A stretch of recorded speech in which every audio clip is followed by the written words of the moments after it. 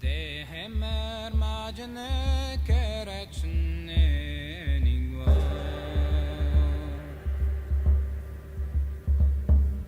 Dehemer majne kerechne nigwa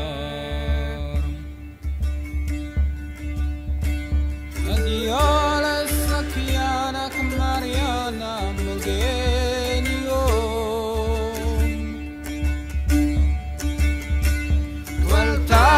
Travaglia come si mi scesci se go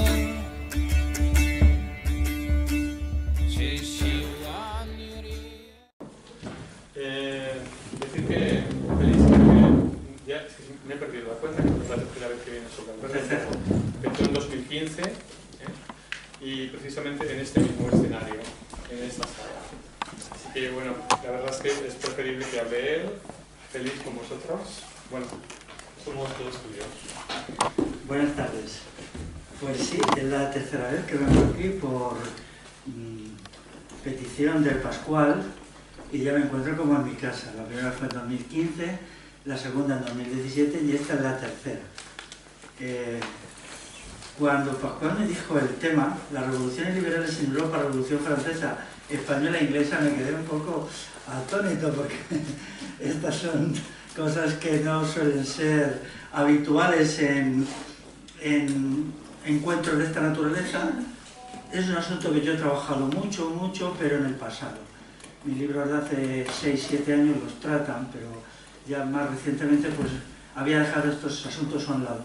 Y los dejé por un motivo, porque a las conclusiones que yo había llegado hace ya 10-15 años, está llegando cada vez más y más gente, de tal manera que si mi interpretación de estos procesos históricos eran, digamos, novedosa hace 10 años, hoy no lo es, porque se ha continuado por aquí. No porque hayan leído mis libros, que seguro que no lo han leído, ¿no? Sino simplemente porque ahí están los hechos e interpretados de una manera objetiva se alcanzan conclusiones parecidas. Y una vez que he visto que en general pues lo que se está haciendo va por la buena dirección, pues yo me he desentendido. De los procesos revolucionarios de estos liberales, el menos estudiado hasta ahora era la Revolución Inglesa, del siglo XVII. Pero se publicó hace 3 años un libro, en inglés, claro, sobre la revolución, con el que yo estoy bastante de acuerdo, y luego se tradujo al castellano, está editado, y a partir dije, bueno, problema resuelto. Pero a mí los problemas son sin resolver y resueltos. Los resueltos, ya está. Ya las cosas se interpretan bien y adelante. Hace poco hasta el primer ministro francés, Macron, en un libro hizo una cosa que, en fin, cómo han cambiado las cosas, y pidió perdón por ciertos crímenes de la Revolución Francesa. Y eso es muy interesante, es la primera vez que ellos tienen que agachar la cerviz y reconocer que lo que hicieron fue una monstruosidad. Es que el Estado francés es un Estado republicano cuyos fundamentos, cuyos orígenes es la Revolución Francesa. Ellos se refieren en todo a la Revolución Francesa. Es su seña de identidad y su elemento fundacional, y más que nadie el ejército. Si tratáis alguna vez a oficiales, altos oficiales del ejército francés, encontraréis que son, como diría yo, entusiásticamente republicanos, y las tesis que yo defiendo no les gustan nada. Una experiencia. Pero bueno, la verdad es la verdad histórica. Desde que estuve aquí hace un año, pues he publicado 2 libros, que los 2 son como coautor. Ahora tengo menos capacidad de trabajo. Uno es este sobre ética y revolución integral. Es un texto que hemos hecho entre 4 amigos. Lo publicamos hace 3 meses y cada uno ha hecho su parte. Es un intento de introducir el debate sobre ética y las reflexiones sobre ética en una sociedad que por definición no es ética. Es la sociedad del bienestar. El bienestar es una categoría hedonista con la que ninguno de los 4 estamos de acuerdo, y se supone que, puesto que si ya tenemos bienestar y felicidad que lo proporciona los ingresos materiales, pues la ética para qué vale, no vale para nada. El libro ha tenido una difusión limitada hasta ahora, tampoco nos hemos empeñado mucho en difundirlo, pero esperamos que al menos sea un aldabonazo para decir los problemas éticos tienen importancia, se deberían pensar, se deberían reflexionar. Hace 3 semanas lo presenté yo en una librería de Zaragoza. Luego acaba de salir hace unos días otro texto de naturaleza muy diferente, que es El ADN del euskera. Este libro está editado en el País Vasco por Javier Goitia y es un estudio sobre la influencia del idioma de los vascos en el castellano. Son 1500 palabras del castellano a las que el autor les encuentra un origen vasco, un origen euskérico. Me pidió que hiciera el prólogo y lo he hecho. Es un prólogo cortito de 17 páginas y la verdad es que el prólogo es cortito, pero el esfuerzo que me ha costado es inmenso y acabé muy cansado, ¿no? Pero luego lo he vuelto a releer una vez que he conseguido ya el libro editado y me parece bien. Es una reflexión sobre el presente y el futuro. El presente de las lenguas en Europa, qué está pasando en la Unión Europea con las lenguas y qué puede pasar en el futuro, ¿no? No sé si sabéis que en Europa hay 40 lenguas que están en peligro inminente de extinción y otras tantas en peligro no inminente, pero también. Y luego, pues todas las lenguas, el castellano también está en peligro. La introducción del inglés normalizado, inglés macarrónico o inglés institucional, que es el idioma de las instituciones de la Unión Europea, en la perspectiva de un siglo no dejará en pie ninguna lengua, el castellano tampoco. Y hay un fenómeno obvio, por ejemplo, la Comunidad de Madrid. La Comunidad de Madrid, en el periodo del PP, ha hecho que las escuelas sean todas bilingües. Entonces los niños aprenden inglés-castellano. Eso que llaman inglés, que en realidad es una neolengua, eso no es el inglés de verdad. Ese no es el inglés que habla la gente en Inglaterra, la gente popular, la gente que construyó la lengua inglesa. Es solo una lengua funcionarial, una lengua de oportunidad y, en definitiva, una no lengua. No sirve para las dos funciones esenciales de toda lengua, que es la comunicación y el pensamiento. No sirve. Y entonces el asunto es bastante grave. El euskera también está en peligro, pero no en un peligro, como diría yo, no muy inmediato. Tiene 1 millón de personas que lo hablan, creo, un poquito menos, y otras 400.000 que lo aprenden o lo intentan aprender. Entonces ese núcleo es interesante, pero sí está en retroceso. Todos los idiomas, todas las lenguas, todas las culturas de Europa están en retroceso por un proyecto llamado Unión Europea, que quiere crear una cosa nueva que se llama Estados Unidos de Europa o la Nación Europea. Algo, ¿cómo le llamaría yo? A ver, una palabrita que me venga, algo monstruoso. Curiosamente, es la repetición de lo que fueron las revoluciones liberales. A mí, para entender el proceso este en marcha, que culminará dentro de 50, 60 años, me sirvió de mucho el estudio de las revoluciones liberales, cómo se hacen, sobre todo aquí, pero también en Francia, ¿no? En Inglaterra, y hay alguna otra en Italia, y bueno, pues estoy muy contento del prólogo.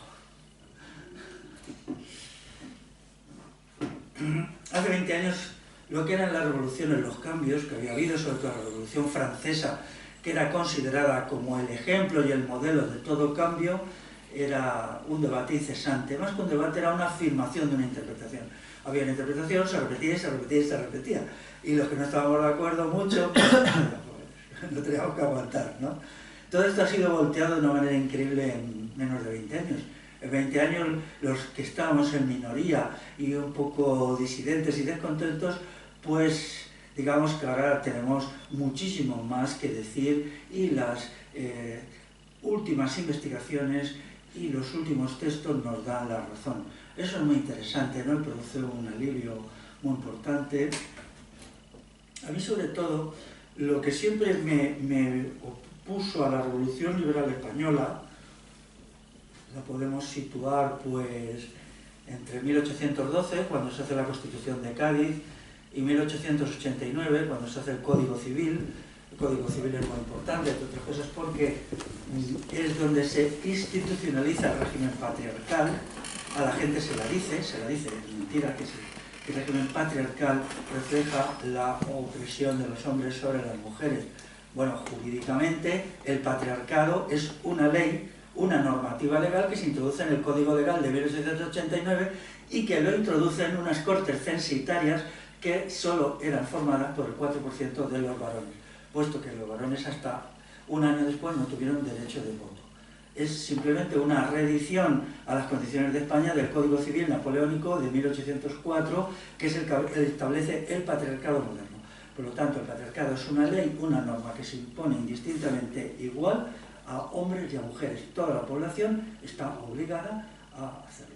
Si miráis por ahí ediciones antiguas, creo que hay alguna en internet, buscáis el Código Civil, buscáis lo relacionado con el matrimonio y todo esto y veréis que lo dice. Son 2 o 3 artículos solo, pero 2 artículos de leyes, de normas legales.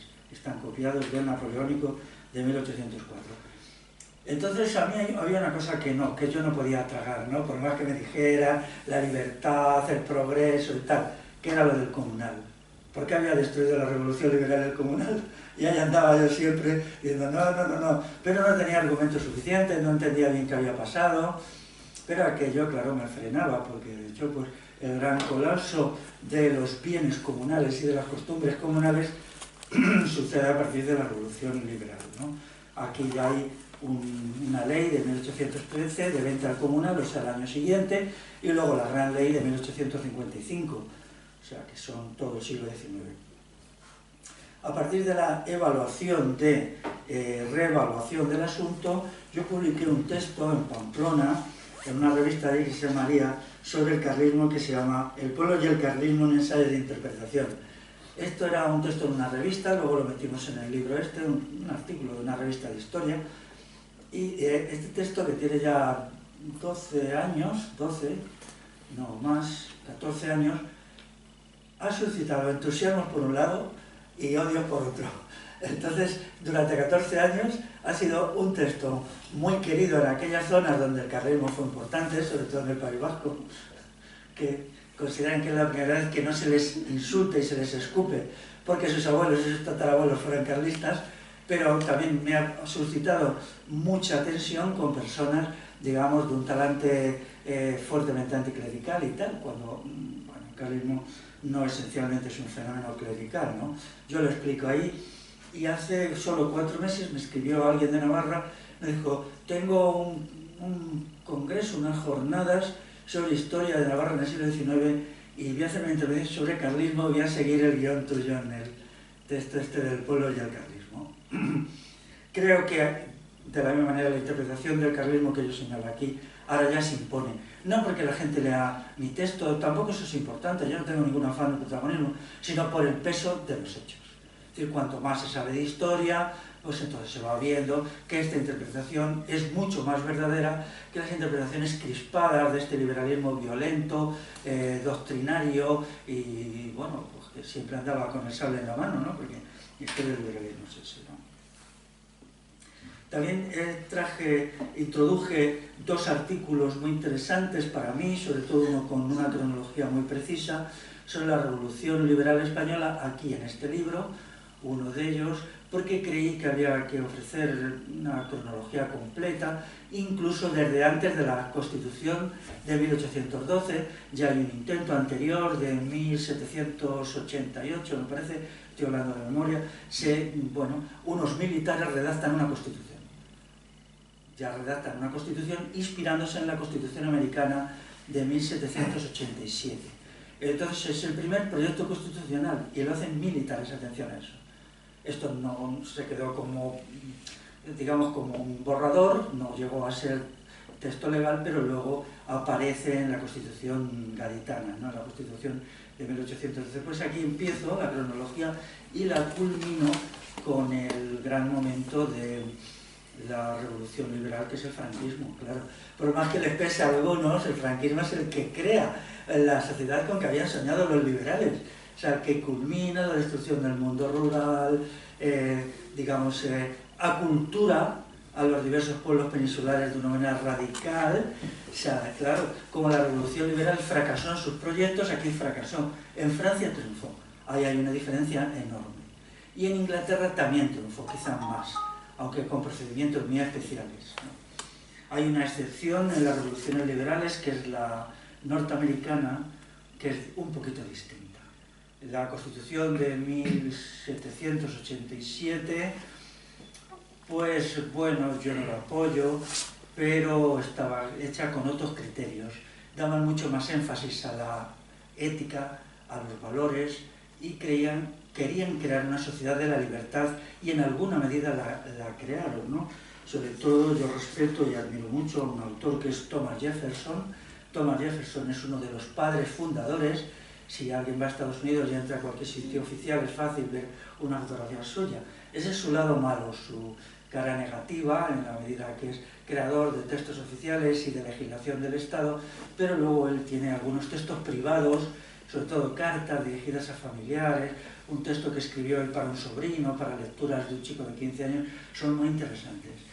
Él se basaba mucho en la filosofía estoica, sobre todo en Epicteto. Quiero decir que yo primero leí a Jefferson y a través de él llegué a la filosofía de Epicteto, muy interesante. En Estados Unidos realmente la revolución liberal es con la guerra de secesión, cuando se crea un poder centralizado unificado, en la guerra de 1861-1864, venciendo la resistencia de los del sur.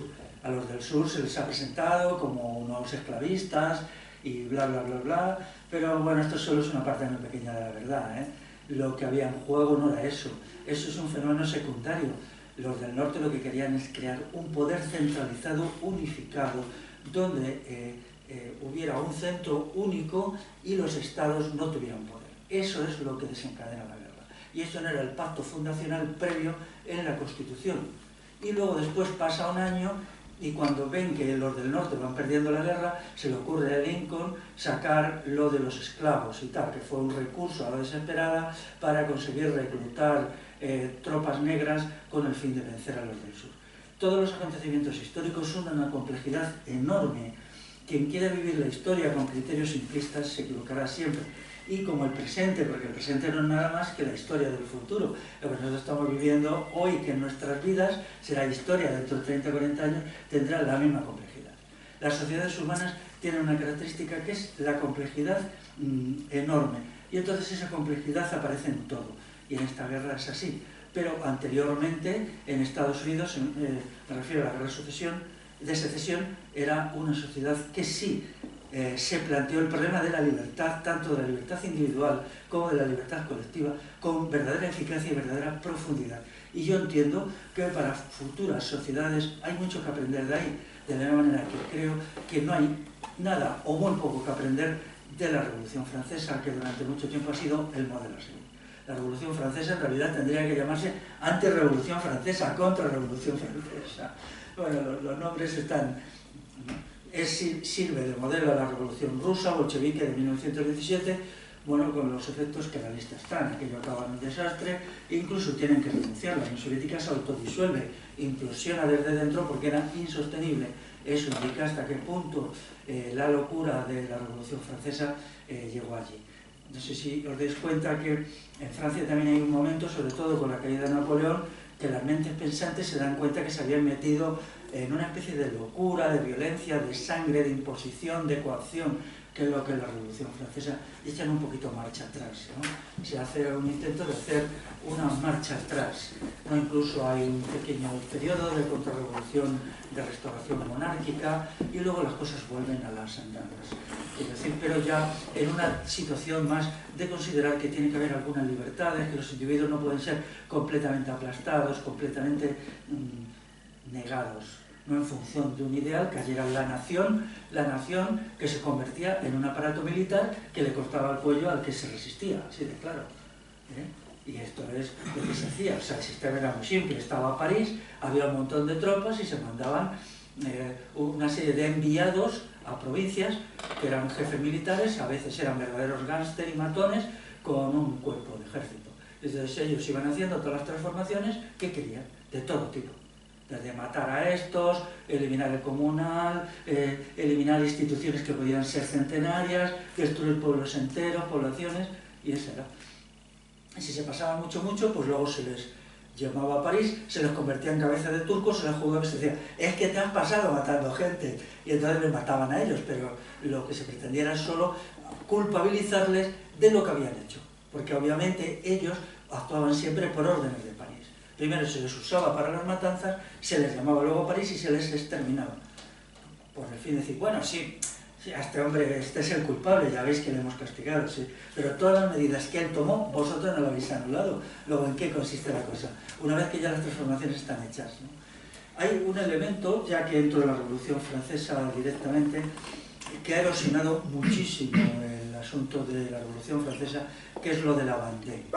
La Vendée es un territorio, como aquí puede ser Sobrarbe, ¿no? Un poquito más grande, que hay en el ángulo noroeste, y se caracterizó por una resistencia muy fuerte a la revolución. Era una sociedad de campesinos y de artesanos y de pastores que vivían allí a su aire y tal, ¿no? Entonces, al principio, ellos, como mucha gente, pues les pareció bien la Revolución Francesa de 1789 y mandaron las cartas a París correspondientes de adhesión y tal. Pero cuando en 1793 les obligan a alistarse en el ejército, se las llegan a circular diciendo los jóvenes varones de tal a tal año tienen que alistarse necesariamente en el ejército y al mismo tiempo hay que pagar impuestos muy fuertes, porque claro, si se alista gente, esa gente necesita armas, necesita alimentos, todo. Cada vez que un ejército crece hay que incrementar los impuestos. Esto parece que hay historiadores cuando los lees que no se han enterado. Vamos a ver, si pasamos a tener un ejército de 200.000 o nosotros de 1 millón, los impuestos tienen que multiplicarse por 5 si no se va a multiplicar el número de soldados. O sea, todo el conjunto, el aparato estatal forma un conjunto. Bueno, pues los de la Vendée se niegan. Dicen, no, nosotros no vamos a hacer que nuestros hijos vayan al ejército.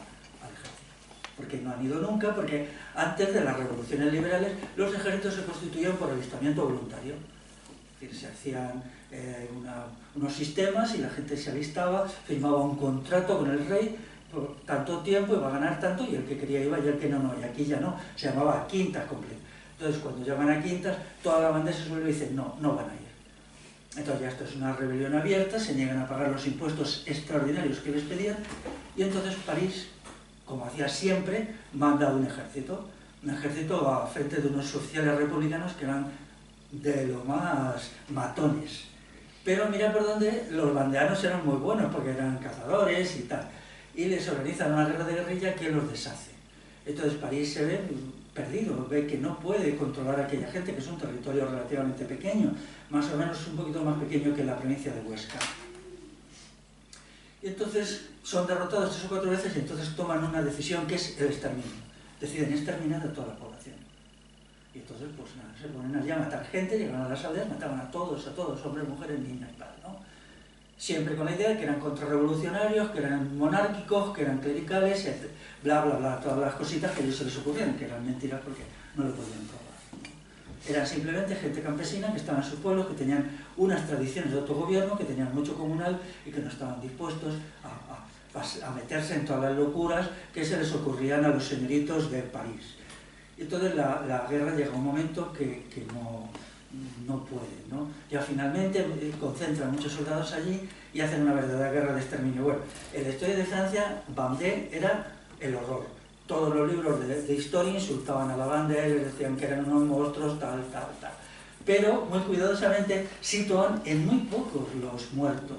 Decían que sí, que quizá hubieran sido 10.000, 15.000... Nada más, claro, los rebeldes, ¿no? Ocultaban el genocidio. Pero hace 20 años algunos historiadores empezaron a sumar fosas. Y las cifras han ido creciendo.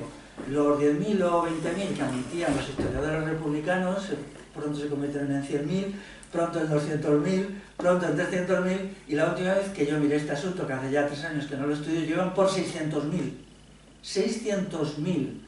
O sea, lo que se hacía era simplemente se localizaban fosas, se desenterraban y se contaban los cadáveres. Un trabajo duro, pero total, que ahora ya no tienen que decir, claro, están aterrados, porque ese hecho ha puesto en evidencia la monstruosidad de las revoluciones liberales y de la Revolución Francesa. Y Macron, el señor pidió perdón por la matanza de la Vendée. Dijo, la Revolución Francesa fue buena, pero cometió excesos. El exceso en la Vendée. ¿Ves? Ya han retrocedido, ya han echado para atrás, porque antes decían la Vendée eran unos contrarrevolucionarios que se merecieron lo que les pasó. Y no solo eso, yo con la Vendée he tenido 2 relaciones directas. Una vez en una charla en Granada hace 8 años, que me atreví a decir que yo estaba con la Vendée contra las instituciones republicanas. Allí al fondo se armó un lío y me acusaron de todo, ¿no? Pero yo si tengo una idea la defiendo contra viento y marea, no me importa lo que pase, ¿eh? Pero luego, en otra charla en Palencia, un chico del fondo luego en el debate me dijo, yo soy hijo de vandeanos, lo que tú dices es la verdad, ahora ya se admite, dice, no solo es que nos mataron, sino que hemos sido estigmatizados durante tiempo y tiempo. Nuestras familias eran consideradas como monstruos, nos escupían, nos insultaban. Entonces, si nos movíamos de los pocos que quedamos vivos, nos movíamos de allí o íbamos a otro territorio francés, siempre se metían con nosotros. Nos convirtieron en personas de segunda, que teníamos que ocultar que éramos bandeanos para movernos un poco, ¿no? Entonces, bueno, este episodio pone en evidencia lo que fueron las revoluciones francesas y las revoluciones burguesas aquí igual. Aquí, por ejemplo, en la Revolución Liberal Española, pues se sigue la ocultación, se sigue diciendo que la Constitución de 1812 es maravillosa. Por ejemplo, un momento de grandes matanzas que ni siquiera se enseña en las escuelas. ¿Por qué no se enseñan? Pues, aquí ha habido una guerra civil que no se reconoce como guerra civil, que explota en 1821. Vamos a ver, en 1812 la Constitución está solo activa 2 años, en 1814 Fernando VII la anula, no porque él fuera anticonstitucional, sino porque sus consejeros le dicen una cosa clarísima: mire usted, majestad, si ponemos la Constitución se nos va a sublevar todo el país, no la pongamos por ahora porque la gente está armada en la guerra contra Napoleón, es prudente no imponer la Constitución hasta que no hayamos desarmado a la gente que por la guerra de guerrillas está armada. Os pido que veáis las versiones que dan de los acontecimientos en los libros de historia, ¿no? Entonces se toman 6 años para desarmar a la población civil que se había autoarmado contra Napoleón I, y en 1820 llega el trienio liberal. En el trienio liberal ya se atreven a implantar la Constitución de Cádiz. ¿Qué sucede? Todo el mundo se subleva a lo que le habían dicho los consejeros. Y entonces en 1821 empieza una guerra civil de una crueldad enorme, que la hay por todas partes, más centrada en los territorios forales, como es el País Vasco, Navarra, el Maestrazgo, pero también muy importante aquí. Yo estoy seguro que esas artilleras que se ven ahí abajo para armas de fuego largas son de las guerras carlistas, por el tipo estas que hay aquí mismo, ¿no? Eso no es de los tiempos del castillo de Felipe II, la he visto en muchos sitios, porque por todas partes se sublevó la gente. La Constitución les planteaba una serie de transformaciones que ellos no querían. Y entonces hay lo que alguien ha llamado la guerra olvidada, que es de 1821 a 1823. Es de una crueldad enorme y las instituciones, el gobierno de Madrid la lleva adelante con los mismos métodos que la llevó en la Vendée. O sea, las aldeas que se resistían eran exterminadas, la gente era asesinada, bueno, algo terrible, ¿no? Entonces, también ven que no pueden mantener eso, y entonces entran los 100.000 hijos de San Luis, que no entran a imponer el liberalismo, sino solo a decir a la gente: vale, venga, no vamos a imponer la Constitución, pero por favor desarmaos de nuevo. Y entonces está en la década ominosa, que son 10 años, que en realidad es una introducción del liberalismo. Fernando VII era tan liberal como Rafael del Riego. Simplemente uno era un liberal exaltado que no entendía las situaciones sociales, que era Rafael del Riego, y otro era un hombre que comprendía que los cambios se tenían que hacer sin necesidad de lanzar al país a una guerra civil terrible. Luego lo es la primera guerra carlista, también bueno, se han ocultado las cosas como eran en la primera guerra carlista. Hay algunos estudios interesantes. A mí me sirvió mucho un librito pequeño de una autora, que ahora no me acuerdo su nombre, que se llama El carlismo en La Mancha. En La Mancha, sí, en Ciudad Real y Toledo. Ella hace un estudio magnífico, buenísimo, porque los estudios historiográficos hay que hacer la siguiente manera: uno coge su ideología y la deja a un lado. Y entonces se mete en la parte documental, en los documentos que hay, y los investiga como son. Ya está. Y es lo que esta mujer hace. Entonces hace un estudio magnífico de qué había sucedido con el carlismo en La Mancha, ¿no? Y entonces, claro, eso es un microcosmo del gran macrocosmo del país. Y yo cuando leí ese libro, que es pequeñito, 150 páginas, dije: ya lo entiendo, ya lo he entendido. O sea, a partir de aquí puedo entender que fue la Revolución Liberal y los adversarios de la Revolución Liberal. Todas estas revoluciones tienen un componente, que es el crecimiento del aparato estatal. Eso es esencial, todas. La inglesa es así. Durante mucho tiempo la inglesa se presentó como un conflicto religioso entre los puritanos y no sé quién. ¿Te quedas? Qué cosas, ¿no? Como un conflicto religioso, ideológico y tal. Hoy ya eso no. Se dice: bien, sí, hubo allí una ideología tal, pero allí lo que había sobre todo es un proyecto de constituir un aparato estatal más potente. ¿Qué quiere decir un aparato estatal? Pues un ejército más fuerte, una policía más fuerte, un sistema judicial más vigoroso, un sistema de educación infantil que unifique las mentes desde la infancia y las manipule, y también un sistema fiscal, porque todo eso se mantiene con un sistema fiscal. En Inglaterra lo tuvieron más fácil porque allí no había una tradición de autogobierno local como en la península ibérica y en parte en Francia. De allí es más fácil y por eso la revolución liberal triunfa antes. Y culmina en un asunto que le va a dar a Inglaterra una superioridad sobre las otras potencias europeas, que es el Banco de Inglaterra. El Banco de Inglaterra se crea al final, la revolución culmina en 1688 y como 10 años después se crea el Banco de Inglaterra, que no estaba dirigido a la expansión del comercio, eso era secundario, sino que recogía dinero de impositores y lo prestaba al gobierno. Es decir, era un banco que trabajaba, el 90% de préstamos al gobierno. Que era capaz de recoger con una red bancaria muy potente, dineritos por todas partes, entonces el gobierno lo utilizaba para las guerras. Es decir, que tenía una guerra, entonces rápidamente podía comprar cañones, podía barcos y tal. Y entonces eso aquí no, porque ni en Francia tampoco, porque había un montón de normativas legales, regímenes de autogobierno, por ejemplo aquí estaba todavía la herencia de la Corona de Aragón, había sistemas de autogobierno específicamente aragoneses, todavía funcionaba hasta cierto punto el Foro de Aragón del siglo XIII, y todo eso limitaba la autoridad real y hacía muy difícil que se pudieran cargar impuestos crecientes. Por lo tanto, la revolución liberal aquí tuvo unos inconvenientes muy grandes, pero como la historia inglesa no es así, es muy distinta de la nuestra o de la francesa, pues allí lo pudieron hacer. Entonces eso le dio a Inglaterra una superioridad. Sobre todo estudiéis el siglo XVIII y os preguntéis por qué en casi todas las guerras triunfa Inglaterra y siempre machacaba a la Armada Española y a la Armada Francesa hasta Trafalgar. Una razón importante era esa, ¿no?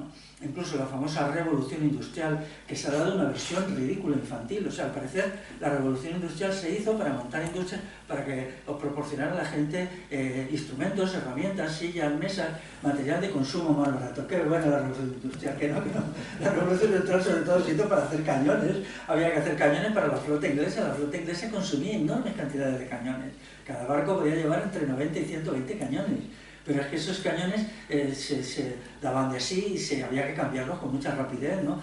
Entonces luego había que hacer las velas para los barcos, los uniformes para los soldados y los marineros. Entonces la revolución industrial básicamente se dirige a abastecer al aparato bélico inglés. Entonces ellos crean un sistema que es que es un sistema tributario muy fuerte, un sistema de acopio de dinero a partir del Banco de Inglaterra y una introducción de la tecnología con procedimientos modernos para crear armas más potentes y en más cantidad. Por ejemplo, eso luego lo intenta copiar Napoleón. El primero que hace una fábrica textil, esto que se nos dice que tenga tal nombre, es Napoleón. Y él lo dice, a ver, tengo 2 millones de soldados en las armas, necesito vestirles. Y eso no se puede hacer con los procedimientos artesanales que había de talleres de 15 o 20 personas trabajando allí haciendo ropa para la comarca, mucho menos con la ropa artesana hecha en casa. Esto, él inventa la industria textil a partir de las necesidades militares. Las necesidades militares son fundamentales. Aquí, en el Estado español, si se dice quién hace la revolución liberal, así de claro, algunos dicen, no, es que la hace la burguesía, lo hacen los liberales. Sí, claro, la revolución liberal la hacen los liberales, es tautológico, pero ¿quién eran los liberales? Básicamente eran los militares, todos eran militares. Las Cortes de Cádiz, 1/3 de los que allí fueron eran militares, y que eran los que llevaban la voz cantante.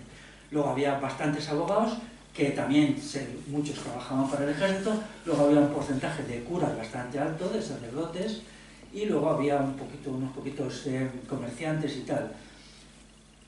En Inglaterra igual. En Inglaterra de lo que se trata es conseguir un aparato militar fuerte para la competencia con las otras potencias rivales, que entonces eran básicamente 3, Holanda, España y Francia. Entonces cuando en el siglo XVIII se ve que estas potencias están perdiendo, porque no solamente en Trafalgar, sino en el siglo XVIII hubo bastantes batallas navales, casi todas fueron perdidas por los españoles, o bien por los franceses, o por ambos juntos. Los holandeses son barridos prácticamente por Inglaterra ya en los primeros años del siglo XVIII, por el potencial que le proporcionaba este sistema militar, financiero, industrial, ¿no? Que era el complejo militar industrial que luego se dice en el siglo XX, ¿no? Pues aquí sucede lo mismo. Aquí la revolución liberal y la revolución francesa se pone en acción en el momento en que una serie de guerras que hay entre las potencias imperialistas rivales, Inglaterra contra Francia y España, hacia el año 1760 las gana Inglaterra. O sea, Inglaterra expulsa a los franceses de Canadá, de ahí la que ve francesa, los expulsa de la India, y llega a tomar La Habana, que estaba en manos de España, y también Manila. Es decir, aparece Inglaterra como vencedora en una guerra que ya es mundial, quizás sea la primera guerra mundial, puesto que se combate en todos los continentes y básicamente 3 potencias europeas. Entonces, cuando esa guerra acaba, tanto Francia como Inglaterra comprenden que tienen que cambiar su estructura si quieren hacer frente. Quiero decir, tanto Francia como España comprenden que tienen que cambiar su estructura política, social y legal si quieren triunfar. Y eso es la revolución liberal. Entonces eso es lo que va a impulsar en Francia el movimiento revolucionario, que bueno, luego se ha vestido con la idea de que había que eliminar la nobleza. Lo que se dice con eso es que había que eliminar los sistemas descentralizados que se habían heredado de la Edad Media. En la Edad Media tenía un sistema muy descentralizado donde había poderes territoriales, y eso ellos le llamaban feudos, bueno, una palabrita que se han inventado, ¿no? Pero realmente eso impedía crear un poder unificado fuerte y una parábola militar. Hay un autor que se burla de esta versión estupendista de la Revolución Francesa y dice, mire, hay un dato que lo dice todo. Dice, con Luis XIV, que era un señor bastante violento, a principios del siglo XVIII, todo lo que se consiguió haciendo un esfuerzo enorme es que Francia tuviera 300.000 soldados. Napoleón tuvo 2 millones. Es decir, cuando la población había crecido muy poquito. Eso demuestra cómo el poder movilizador, reclutador de Napoleón había sido la consecuencia de la Revolución Francesa, porque para eso necesitas tener primero un aparato funcionarial burocrático que te localice a los mozos a llamar a quintas. Necesitas tener listas de los nacidos y de la gente cuando cumple la edad para llamarlo a filas. Necesitas poder pagar impuestos, necesitas tener unos lugares donde se fabriquen armas en grandes cantidades. Claro, no es lo mismo fabricar armas para 300.000 soldados que para 2 millones. Entonces todo eso hay un cambio en la sociedad, que quien primero lo hizo fue Inglaterra y luego después le sigue Francia y luego España. En España quien lo intenta más es Godoy. Godoy incluso hace una desamortización civil, que es la desamortización de Godoy, que venden bastantes bienes de la Iglesia, con autorización del Papa. Bueno, consistía simplemente que eran tierras que se supone que estaban mal cultivadas, o edificios, y se suponía que si se sometían a las leyes del mercado y del dinero se les sacaría más rendimiento y la riqueza del país mejoraría. La gente se mantuvo al margen, mientras le quitaran las tierras a la Iglesia, a la gente le daba igual que las tuviera la Iglesia que las tuviera otro señor por ahí, pero se vendió bastante, y luego se compensó a la Iglesia. No me queda ni claro cómo lo hicieron, probablemente por algún sistema de pago en dinero o algo así, haciéndole partícipe, pero el Papa lo autorizó y tal. Pero los intentos que hace Godoy por crear un sistema centralizado unificado con finalidades militares y con una fiscalidad potente fracasan. Hay un hecho muy interesante que sucede en el País Valenciano. Intenta allí sustituir el sistema de recluta voluntaria para el ejército, o sea, la gente se apuntaba a quien quería, por un llamamiento a quintas general para el antiguo Reino de Valencia. Lo único que consigue es una rebelión general de la población valenciana, una guerra civil en pequeñito, y luego tiene que ceder. Entonces eso origina un estado de pánico en las élites, porque se daban cuenta que en cualquier lugar donde tocaran, la resistencia popular a los cambios iba a ser tan fuerte que no podían hacerlo. Entonces eso llega al reinado de Carlos IV, ya a principios del siglo XIX, en una situación verdaderamente dramática para las élites. Necesitaban hacer cambios similares en Inglaterra a los que había hecho Francia, pero no los podían hacer porque la resistencia popular era enorme. Lo de Valencia les asustó bastante. Bueno, ni siquiera un 1% de los libros de historia explican lo que pasó en el País Valenciano, cuando es un acontecimiento importante porque es el antiguo reino de Valencia, las 3 provincias, Valencia, Castellón y Alicante, en las que se insurreccionan cuando se establece allí el servicio militar obligatorio. Si no se hubieran insurreccionado, luego se hubieran puesto pues en el reino de Murcia, por ejemplo, en los 4 reinos de Andalucía. Entonces en Andalucía había 4 reinos, en el antiguo reino de Toledo, que es lo que llamamos Castilla-La Mancha. Ellos querían imponerlo progresivamente, siempre dejando el norte para el final, porque ellos eran conscientes que el norte iban a donde iban a encontrar las mayores luchas. ¿Por qué? Pues porque en el norte tiene lugar un acontecimiento liberador del que yo hablé, me parece, el año pasado, que es la Revolución Bagaula del siglo V, y se había creado una sociedad muy descentralizada, con muchos derechos de la persona, y entonces ahí el liberalismo chocaba completamente. O sea, el norte de la península ibérica y el liberalismo eran hostiles, y de ahí la cantidad de guerras que se tuvo que hacer, ¿no?, para vencer todo esto.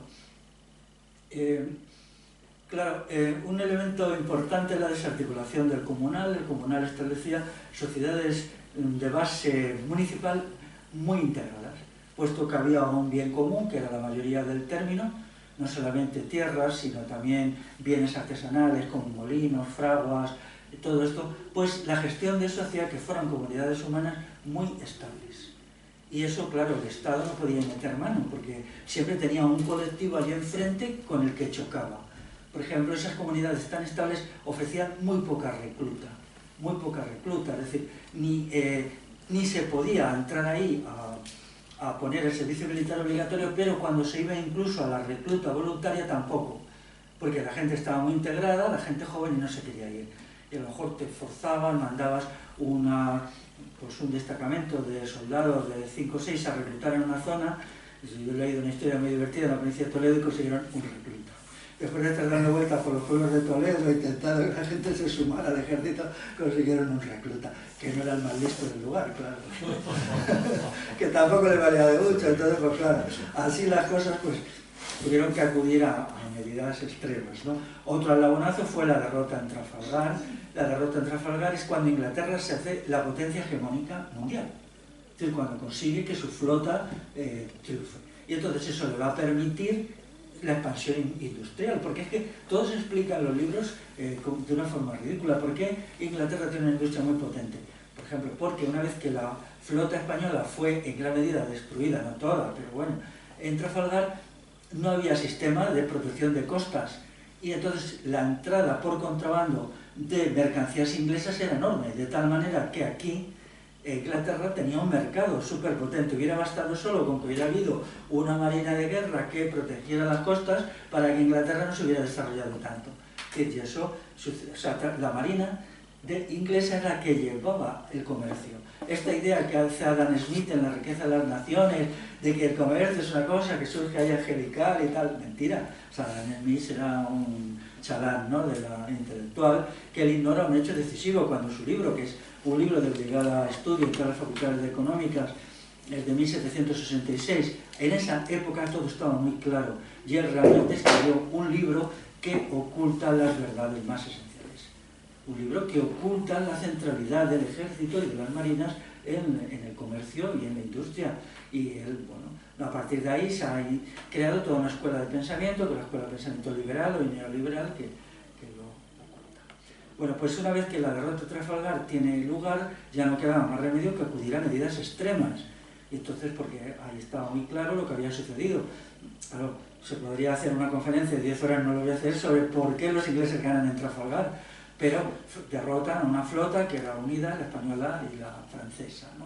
Pero está muy ligado, pues, a muchos elementos de los cambios. Ahí es donde ellos recogen el fruto de su revolución del siglo XVII, en muchos aspectos, desde la característica de la tropa, que era servil. Por ejemplo, en los barcos ingleses se empleaba el castigo del látigo. O sea, vamos, se daba de latigazos a quien no obedecía, mientras que eso, aunque formalmente existía en los ejércitos españoles, se utilizaba muy pocas veces porque originaba una resistencia y una oposición de la gente enorme. Entonces, la disciplina era muy, muy ineficiente, por lo tanto el adiestramiento de los soldados lo era, etcétera, etcétera, etcétera. No se explica tanto por cuestiones técnicas, aunque también, sino porque la disposición humana de la gente de la península ibérica no era apta para sistemas centralizados, lugares donde se anula la libertad del individuo y demás. Y ese era el conflicto. Y los ejércitos españoles no funcionaban en gran medida por eso. Pero, sin embargo, cuando se inventa con la entrada de Napoleón, que Napoleón es el ángel perverso de la Revolución Francesa, el que, chorreando sangre, el Hitler del siglo XIX, intenta destruir Europa o someterla, ahí sí funciona. La guerrilla destroza a Napoleón. ¿Por qué? Porque la guerrilla es una forma de pueblo en armas, de ejército en armas, donde había unos criterios que era de participación del individuo, la autoridad de los jefes guerrilleros era muy relativa, podían ser depuestos. Por ejemplo, el famoso, cuando el empecinado, que es el jefe guerrillero más importante, un par de veces se le amotina a su gente. No se les puede llamar soldados porque no eran soldados. Cuando él da órdenes que no eran adecuadas, la gente decía, no obedecemos, ya está. Nosotros solo vamos a hacer lo que nos parezca bien, no lo que tú digas. Entonces, claro, esos ejércitos son muy buenos desde el punto de vista defensivo para defender un territorio, pero no lo son para conquistar un territorio. Entonces ahí, cuando Napoleón invade aquí, llega a tener la inmensa mayoría de su ejército aquí enfangado en una guerra que él inmediatamente, porque como militar era bueno, sabe que no podía ganar. Y entonces pues no sabe cómo salir de este lío, es lo que alguien ha llamado la úlcera española, con unas, bueno, se han calculado que tenía 100 bajas diarias, 100 muertos diarios el ejército. Y claro, luego después los ingleses mandan a Wellington, tal, ya hay un estudio incluso de inglés diciendo, mire, Wellington no habría aguantado ni un mes el choque con Napoleón si no hubiera sido por la guerrilla. Porque los soldados de Napoleón, cuando iban a combatir a Wellington, tenían que llevar tanta gente protegiendo sus flancos, tanta gente para el avituallamiento, que al final los que llegaban a combatir a Wellington eran muy poquitos. Y estaban tan exhaustos de todo el esfuerzo que les había costado, de todas las veces que les había atacado la guerrilla, que ya se sentían desmoralizados, hundidos y tal, ¿no? O sea, que realmente el Wellington se colgó unas medallas que no le correspondían, por ejemplo, la batalla de Vitoria o la batalla de Ciudad Rodrigo, ¿no? Bueno, todos estos asuntos importantes para entender en qué consiste la revolución liberal, que son una negación de la libertad individual. O sea, luego se ha dicho que no, porque las constituciones te las conceden. Claro, al lado de los fascismos del siglo XX, pues sí, es menos malo, pero en definitiva es una negación de la libertad como la entendían los antiguos. Libertad para ser uno mismo, para vivir en comunidad, para pertenecer a algún lugar, para ser una persona con raíces, para que no te obliguen a trabajar en una fábrica 16 horas, como fue la revolución industrial, una monstruosidad. La revolución industrial inglesa es un acto genocida. Cuando lees las descripciones de cómo vivían, es curioso que aquí también hay un fenómeno de industrialización. Por ejemplo, en el País Vasco se hacen puntos de industrialización muy importantes, pero no se pueden imponer esos procedimientos tan brutales. Por ejemplo, la revolución industrial inglesa se hace en gran medida con mano de obra femenina. Atención a esto. Son las mujeres que se las empujaba a las minas desnudas para que tiraran de las vagonetas como animales y que trabajaran allí picando carbón. Bueno, mujeres y niños fueron la base, entre otras cosas, porque los hombres estaban en los ejércitos, ¿no? Preparándose para los ejércitos, o en las flotas, o en la India, o donde tocaran, ¿no? Entonces es muy importante, aquí no se puede hacer eso. Cuando lees descripciones de los primeros intentos de industrialización que hay, es un panorama completamente distinto. Hay trabajadoras, las trabajadoras van vestidas, tienen derechos, la jornada laboral es limitada, los salarios son un poco mejores y la esperanza de vida en algún momento de la revolución industrial inglesa bajó, no sé si leí en un libro, hasta los 19 años. O sea, la gente entraba a trabajar con 6 años y en 15, 20, cuando cumplía 15 o 20 estaba agotada, también por la cantidad de productos tóxicos que se usaban, porque todo lo que se tocaba era muy tóxico, por ejemplo el polvo del algodón, que mataba a la gente por una especie de tuberculosis, que les ahogaba con 6 o 7 años. Bueno, todo esto aquí no. Cuando se ven descripciones detalladas, recuerdo una en la provincia de Guipúzcoa, en Rentería se creó bastante pronto un núcleo industrial muy importante, hasta tal punto que le llaman la Manchester del País Vasco. Te encuentras otro panorama. ¿Y por qué? Porque aquí había unas tradiciones de autorrespeto y de respeto. Es decir, aquí la gente decía, no, yo no entro en una mina desnuda, antes me mato. O sea, había un sentido de la dignidad personal que allí faltaba. Antes me mato, o antes mato al tío este, o antes hago lo que sea. Pero no entramos ni permitimos que otros entren en esas condiciones, ni que vayan niños a trabajar. Es verdad que aquí, pero no con 6 años. Una cosa es ayuda familiar y otra cosa es entrar a una fábrica con jornadas de 14 horas todos los días de la semana.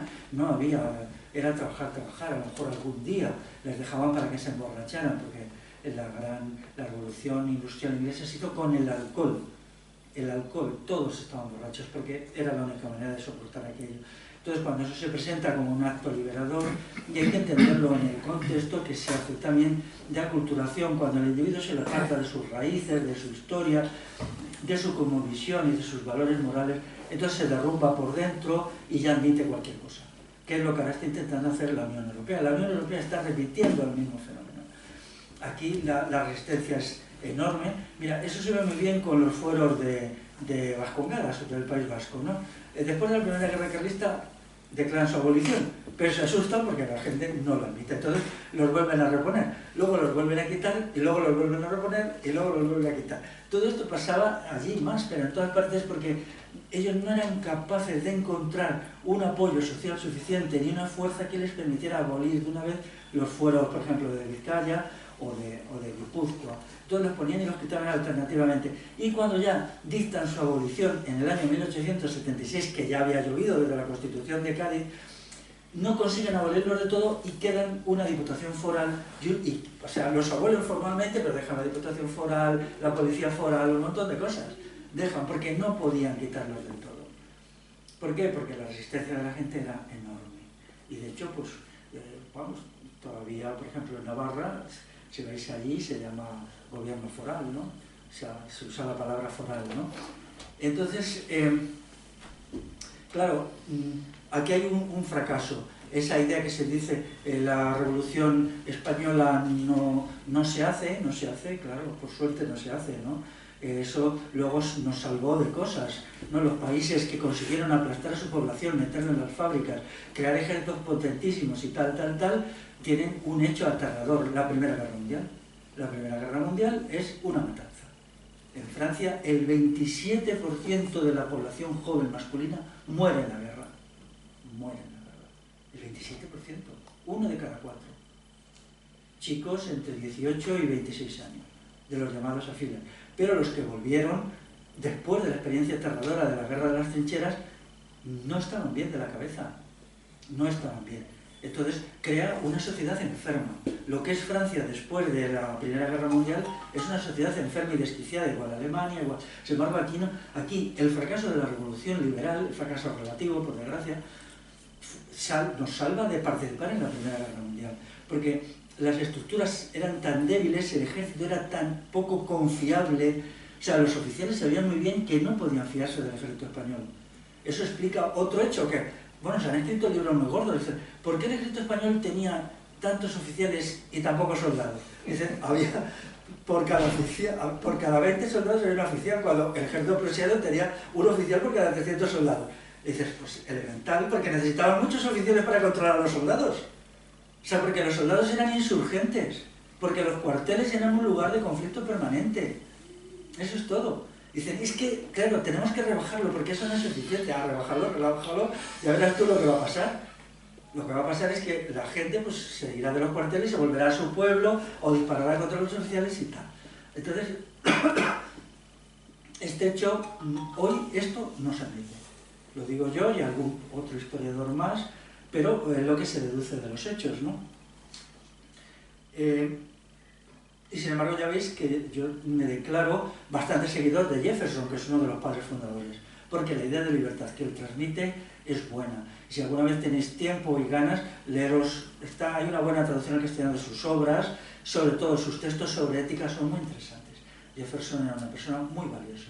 Y lo que ellos construyeron allí, yo tengo ganas de dedicarle más tiempo a estudiarlo, sobre todo después de la Declaración de Independencia de 1766, la Declaración de Independencia contra Inglaterra. Ellos creen allí una sociedad interesante, basada en dos nociones: la noción de libertad, libertad individual, libertad colectiva, libertad, y la noción de ética, una sociedad moral.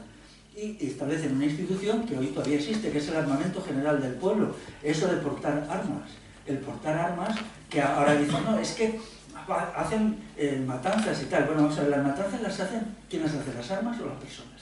Lo que ha sucedido es una degradación muy grande de las personas que usan las armas contra sus semejantes de una manera inapropiada. Pero la noción de armamento general del pueblo es la idea de que el pueblo tiene que estar armado para defender su libertad frente a la tiranía. Y eso está en la Declaración de Independencia y en la Constitución de 1787. En la nuestra no está, y eso es un signo más en la actual de 1978 de que es una tiranía y una dictadura. Por cierto, ¿dónde cogen los yanquis la idea del armamento general del pueblo? De nuestro medievo. No es nada más que las milicias concejiles. Las milicias concejiles y el armamento general del pueblo en los combates contra el imperialismo islámico. Las llamadas milicias municipales, milicias concejiles o milicias pardas, que es un aparato militar hecho sin soldados profesionales. Cada casa tiene que enviar un combatiente, en cada sitio, cada casa, ya está. Y luego ese combatiente elige si combate a pie o combate a caballo. Eso es todo. Luego se elegía cada año un jefe militar, que era el adalid significa eso, pero que era elegido. y sin embargo en combate eran maravillosas. Por ejemplo, la batalla de las Navas de Tolosa, en 1212, derrotan al ejército del Miramamolín, aquel de los almohades, perfectamente, ¿no? Incluso estando en minoría, y originan dan una lección de estrategia militar maravillosa, la batalla de Simancas, en el año 939, cuando derrotan a Derramán III absolutamente. Incluso el mismo Derramán se salva por los pelos con lo que es una operación militar, una batalla de 3 días, que es maravillosa, que tendría que estudiarse en las academias militares, pero como aquí la gente es así, pues no lo quieren estudiar. Bueno, ellos lo quieren. Entonces vamos a ver. Termino ya. ¿Cuáles son las transformaciones que el pueblo no admite de la Revolución Liberal Española, que es una copia de la francesa? Ya digo, pues son, en primer lugar, el final del régimen de autogobierno municipal por asambleas. Ahí tenéis el monumento a los fueros, y en ese monumento muy inteligentemente hay un árbol, solo un árbol. Aquí en la plaza lo tenéis con el escudo y con la cruz. Esas son cosas añadidas posteriormente. Inicialmente, ese árbol, ¿qué significa? Cuando la gente de aquí se reunía bajo los árboles para tomar decisiones en asamblea. Son lo que se llama árboles gubernativos. Hay un libro incluso que estudia, y todavía se conservan mucho. El más conocido en la península ibérica es el árbol de Guernica, pero aquí también deberíais popularizar mucho más vuestro árbol de sobrarbe y decir por favor que le quiten la corona y la cruz, porque eso no es real. Es que es que no es real. Y me gustaría saber quién ha hecho ese monumento, porque él ha sabido quitarlo y ponerlo como era genuinamente, y me parece muy interesante. Y yo siempre que paso por ahí lo veo y digo, mira, esta persona, sea quien fuera, anónima, entendía de la historia de verdad y no la que nos cuentan en el colegio. Entonces, esto creó una sensación de tensión, ¿no? ¿Por qué si tenemos un régimen de autogobierno que era muy complejo, porque luego estaban, por ejemplo, el gobierno de Aragón, que tenía unas ciertas prerrogativas, pero bueno, era muy complejo, el régimen concejil por un lado, el gobierno de Aragón por otro, aquí en vuestro territorio, pero esto era muy querido por la gente. Entonces, cuando se establecen los ayuntamientos constitucionales, la gente se queda, ¿qué es eso? Los ayuntamientos constitucionales estaban basados en que los ricos formaban un ayuntamiento y, apoyándose en la milicia nacional, que era una fuerza armada de los ricos y los pudientes en armas, pues aplastaban a la gente. La historia de la milicia nacional es otra cosa que hay que escribirla, ¿eh?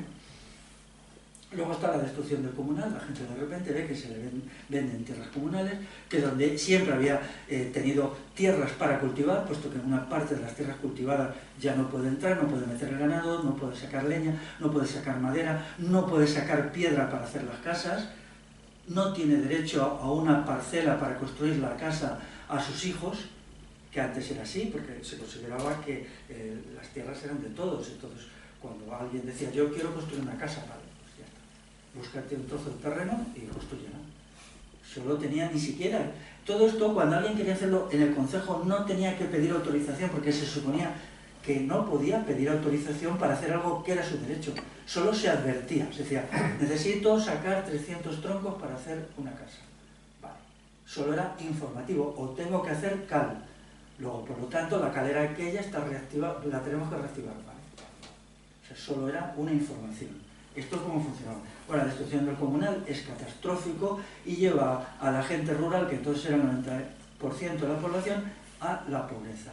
La pobreza, todos los historiadores, aquí sí, admiten o admitimos que la pobreza se convierte en propia del mundo rural a partir de 1840, cuando, con el final de la Primera Guerra Carlista, el mundo rural es derrotado por el Estado español. Todo. Porque se dice, ¿pierden los carlistas? Sí, bueno, pierden los carlistas, los jefes, pero sobre todo es una derrota popular. Porque bajo pretexto del carlismo se habían metido el pueblo. El pueblo estaba ahí. ¿Apoyando a los jefes carlistas? Bueno, sabían bien que eran pues pequeña aristocracia y tal, pero está claro que ante un aparato tan fuerte como el militar liberal necesitaban personas que supieran un poco del arte de la guerra. Entonces utilizaron a estas, por ejemplo, el caso más característico es Zumalacárregui, necesitaban gente que supiera. Entonces llegan a un cierto acuerdo con los oficiales que no estaban no les parecía bien las transformaciones. Luego se introduce el dinero y el mercado capitalista. Antes había un mercado que no era capitalista, sino un mercado de trueque, de intercambio, en donde no había explotación. La introducción del dinero por el trienio liberal en 1920 es catastrófica, es vivido como una catástrofe. La obligatoriedad de pagar los impuestos en dinero, antes se pagaba en especie. Entonces eso dejó a la gente desamparada en los años de malas cosechas. Y eso fue una de las causas de la guerra de 1821. Porque, claro, además, daros cuenta, porque la gente decía, bueno, bien, a ver, si desde tiempos inmemoriales hemos pagado impuestos, que no nos gusta mucho pagarlos en especie, o sea, en trigo, lana, tal, ¿por qué tenemos ahora que pagarlos en dinero? ¿Quién ha decidido esto? Nosotros lo hemos decidido. ¿Quién ha contado con nosotros? Entonces, ¿quién lo ha decidido? ¿Y por qué tenemos que hacer lo que nosotros no hemos decidido? Fue un conflicto permanente en el siglo XIX. Daros cuenta que hasta el año 1890 había elecciones por sufragio censitario, que esto solo se dice, votaba el 5% de los varones, solo. Es decir, censitario significa voto de calidad, es decir, al quien tenía unos ingresos de más dinero, o quien era oficial del ejército, o quien tenía un título, o quien era cura del lugar. Es decir, todos los notables eran los que tenían derecho a votar. En una población de 30.000 habitantes podían tener derecho a voto 300. El resto de la población masculina no tenía derecho a nada y la población femenina, por supuesto, tampoco, ¿no? Solo en 1890 se introduce el voto universal masculino para los mayores de 22 años. Pero, ¿esto por qué se hace? Porque se había visto que no funcionaban los jóvenes en el ejército. Porque se sentía decir, o sea, primero no nos dejéis participar en nada y segundo nos traéis aquí a participar en guerras que no nos interesan. Luego, ¿realmente esto qué? Entonces se da este derecho a voto para, con el juego de la politiquilla, a tener unos soldados un poco más competentes, porque se había visto que no funcionaban, ¿no? Esto quien lo entendió muy bien y lo explica a veces bien es Joaquín Costa. Joaquín Costa era un pensador muy malévolo, pero muy inteligente. Luego estaban los dos grandes problemas de la época, que eran las quintas y los consumos. En todas las rebeliones populares, todas del siglo XIX eran contra las quintas y los consumos. Las quintas quiere decir la recluta de mozos y el consumo son los impuestos de consumo. Es decir, generalmente eran impuestos indirectos, pues un día la gente se levantaba y descubría que el pan le había subido un 20%. ¿Por qué? Porque se había cargado un tributo sobre el pan o sobre la sal. Por ejemplo, la sal, cargaban tributos más y más sobre la sal. Al ser un monopolio estatal desde hacía mucho, pues entonces, si el ejército necesitaba dinero, pues entonces ponían un tributo sobre la sal. Y como generalmente la sal había que comprarla, había muy pocos pueblos que tenían algunas salinas semiclandestinas, ¿no? Luego estaba el centralismo madrileño, luego el patriarcado del Código Civil de 1889, que en contra de lo que os he dicho suscita un rechazo universal porque el tratamiento entre hombres y mujeres no era ese en la sociedad y entonces en realidad el patriarcado nunca se pudo imponer, era una ley que queda ahí, una ley que la gente la leía, se enteraba y no sabían qué decir, claro. ¿Quién se ha inventado esto? Es verdad que el patriarcado había existido en las clases altas en el siglo XVIII. En el siglo XVIII, por ejemplo, cuando los marqueses de tal casaban a su hija con el hijo de los marqueses de cual, ahí sí había normas patriarcales, pero en la sociedad popular no había patriarcado. Luego, esto lleva a acabar con las formas de trabajo libre asociado, es decir, las formas de ayuda mutua entran en crisis. La gente ya empieza a no ayudarse con la liquidación del comunal. Esto va a dar lugar a un fenómeno curioso, que es el incremento del número de hijos por mujer. Es decir, cuando a partir de 1860 la gente observa que ya no podía contar con los vecinos para la ayuda mutua como antes, porque se habían desarticulado los sistemas previos, entonces la gente dice, pues tenemos que tener hijos para ayudar y tal, ¿no? Y entonces se pasa a una natalidad un tanto delirante, 7 o 8 hijos por mujer, que eso no es anterior a 1860. En el siglo XVIII, cuando los sistemas funcionaban bien, era un poco más de 2,2 hijos. Era una natalidad pequeña que permitía un crecimiento lento de la población. A lo largo del siglo XVIII se logra, pero a lo largo del siglo XVIII no. Estas familias tan extensas que duran un siglo venían de ahí. La sensación de que las tareas de la casa se necesitaba hijos para hacer trabajo, ¿no? Y luego el individuo es degradado de persona, la noción de persona, que es consustancial de la revolución altomedieval, pues de repente es mano de obra, es alguien que tiene que entrar a trabajar o en una mina, o en una empresa, o en una explotación agrícola. Por ejemplo, es muy curioso que en muchos sitios las explotaciones agrícolas que se ponen, en realidad había sido gente adinerada que las había comprado como comunal. había comprado 10, 100, a veces 500 hectáreas de comunal. Entonces la gente que había usado ese comunal gratis ahora tenía que trabajar como asalariado.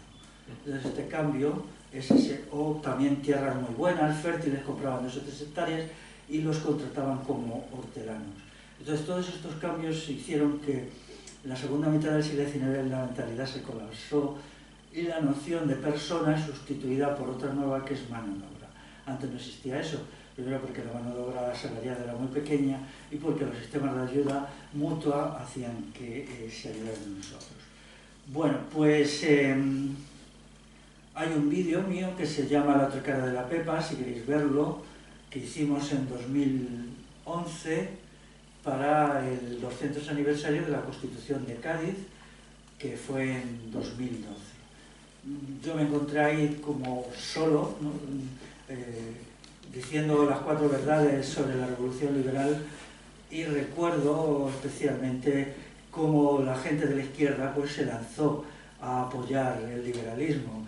Recuerdo unas muy desafortunadas explicaciones de Julio Anguita, en la cual pues, él echaba las campanas al vuelo, defendiendo la Revolución Liberal y la Constitución de Cádiz. Entonces, yo leyendo pensé, primero, el señor Anguita no tiene ni idea. Su versión de la historia son de los manuales al uso. Y en segundo lugar, qué reaccionario es el señor Anguita, aun siendo un miembro prominente de la izquierda, cuando no comprende el daño tremendo que hizo simplemente la destrucción del comunal, ¿no? Y no comprender eso pues es como el estigma que siempre ha arrastrado la izquierda, que nunca ha comprendido nuestra historia, nunca lo ha entendido, lo sigue sin entender, ¿no? Y entonces resulta que quitando algunas frasecitas, algunas palabritas, como burguesía, dan la misma versión que da la derecha, ¿no? No hay diferencia. Bueno, pero poco a poco en libros por ahí sí estamos consiguiendo dar otra versión. Y el vídeo este de La otra cara de la Pepa pues tuvo mucha aceptación. Yo en la época recibí en internet muchísimos apoyos, mucha gente lo incorporaba a su página, a su blog, y bueno, fue una experiencia maravillosa. Hubo un momento en que entre páginas y blogs había más de 40 que lo habían incorporado, y entonces pues estaba casi por todas partes. Luego ya pasó la época, pero bien, ahí está y fue una experiencia. Bueno, pues lo dejamos aquí. Si alguien quiere saber algo más de las revoluciones liberales que yo pueda contestar, pues adelante.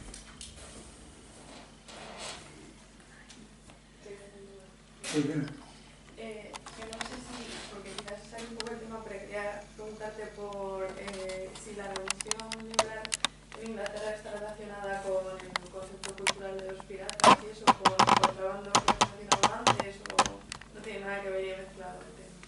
Bueno, ellos echaron manos de todo, sí, los piratas incluidos. Sí, por eso, pero que lo han utilizado de una manera bonita, pero que seguramente fueran contrabandistas, ¿no? Sí, ellos era muy importante el gran mercado que tenían en las colonias españolas en América, era penetrado constantemente con el contrabando. Y el contrabando crecía mucho cuando la flota española de guerra, por ejemplo, era destruida por un huracán, o tenía que entrar en un puerto, o cuando había un choque con, por ejemplo, tuvieron un mal encuentro con la flota holandesa, y la flota holandesa pues se cargó una parte de los barcos españoles. Hasta que estos barcos se rehacían, la entrada de contrabando era masiva. De Holanda, contrabando de productos holandeses y productos ingleses, ¿no? Yo tengo una pregunta respecto a las revoluciones liberales que empiezan ya a gestarse en finales del 18, principios del 19. Se ha hablado de los mecanismos que utilizan de represión de lo popular, pero me gustaría saber, ¿tú, Félix, crees que hay alguna ideología o religión del liberalismo? Es decir, se ha especulado, hay sociedades secretas que estaban detrás de estos movimientos revolucionarios en Francia. Mi pregunta es, ¿cuál es la ideología o la religión del liberalismo?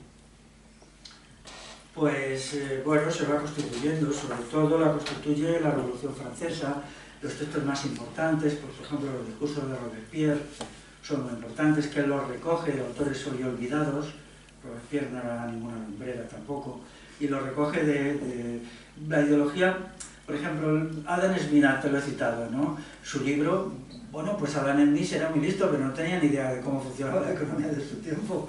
O sea, era como una novela. Te contaban lo que no pasaba. O sea, en La riqueza de las naciones, que es uno de los libros más leídos, junto con la Biblia, el Quijote y todo esto, la riqueza de las naciones, pues es que no funcionaba así la economía no era eso, realmente, ¿no? La economía el real. plano político también. Claro, funcionaba a partir, el gran mercado era el ejército, era el aparato militar. Es decir, el aparato militar necesitaba cantidades enormes de hierro, de telas. Por ejemplo, aquí, cuando se empezó el lino, se empezó industrialmente a producir, porque cuando la flota de guerra, con las reformas de Carlos III, se rehace. Entonces se dice, pues necesitamos para las velas lino. Y entonces, ¿qué hace la Marina? Pues paga una cantidad enorme por kilo de lino. Entonces todo el mundo se pone a producir lino, porque ellos necesitaban desesperadamente el lino, ¿no? Y entonces hay gente que dice, qué curioso, fíjate, el lino de repente sube de precio muchísimo y se viene a producir lino. Sí, pero esas empresas de acopio se las vendían al ejército. Es decir, no estaba allí un soldado comprando el lino, sino que había empresas intermediarias que acopiaban lino. Por ejemplo, toda la Vega de Granada, casi toda en un momento dado, se dedica al lino, a partir de 1770, porque se llevaba a Cartagena para los barcos, ¿no? En realidad siempre ha sido así, ¿no? Como si nos fijamos también en la revolución liberal en Alemania, ¿qué la hace? La hace Prusia. Prusia unifica a todos los principados alemanes, que eran como 80, que solo tenían en común la lengua, pero eran distintos en el terreno jurídico, cada uno tenía su príncipe y tal. Entonces, Prusia los unifica, ¿no? Primero una unión aduanera y luego ya una unión estatal. ¿Con qué objetivo lo hace?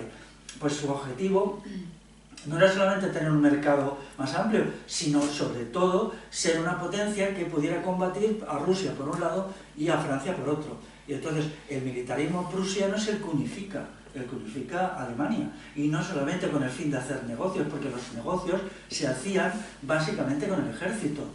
Vamos a ver, la gente que se hizo rica aquí en el siglo XIX, en la península ibérica, toda lo había hecho por negocios con el ejército. Por ejemplo, el famoso Mendizábal, de la desamortización civil, que era un oligarca, él tenía un negocio de vender cebada, trigo, todo esto al ejército. Vino, él acopiaba por los pueblos, por una red de empleados suyos, y luego se lo vendía. Entonces, cuando él tuvo mucho dinero, lo que hizo luego fue hacer la desamortización eclesiástica, o sea, vender los bienes del clero y comprar muchos de ellos él mismo.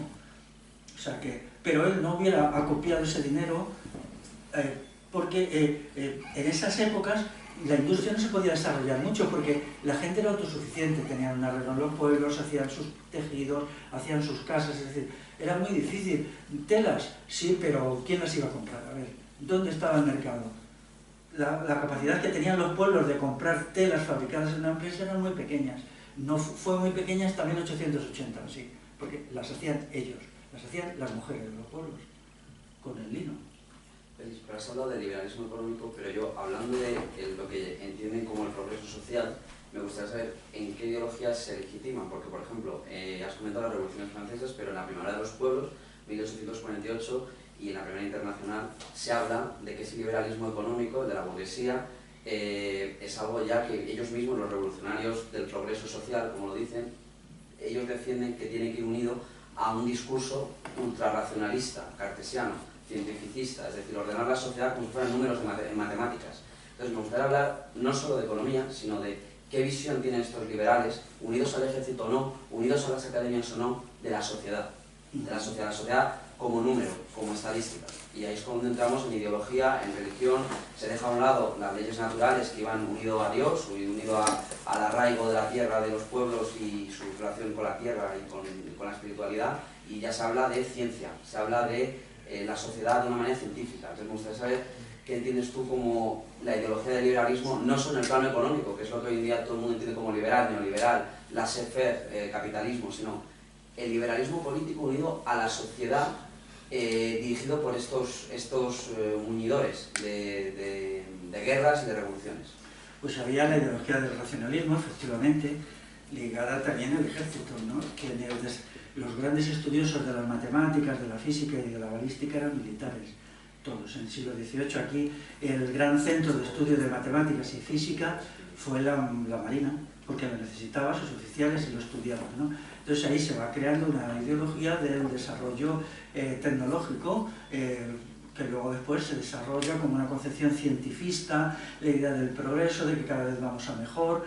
Bueno, la idea del progreso es una religión. La La idea de que de forma natural la humanidad avanza y avanza, cuando a veces ha avanzado y a veces ha retrocedido, ¿no? No hay ninguna razón, y en realidad ¿quién avanza? Pues avanza el poder de unas élites. Se van creando unas ideologías justificativas de todo eso, ¿no?